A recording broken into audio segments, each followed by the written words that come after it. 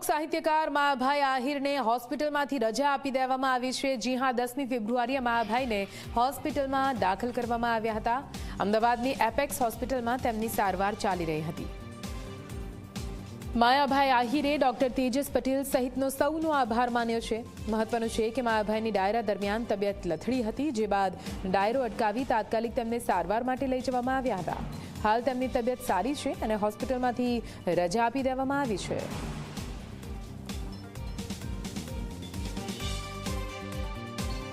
Apex હોસ્પિટલમાં રાતે 10 તારીખના આવવાનું છું અને આપણા ડૉક્ટર તેજસભાઈ પટેલે ખૂબ સારી સારવાર કરીને ઇમરજન્સીમાં ખૂબ સારું એને કામ આપ્યું અને તાત્કાલિક એન્જિયોગ્રાફી કરીને 2 દિવસમાં એકદમ રેડી કરીને અત્યારે હું પરત ઘરે જઈ રહ્યો છું।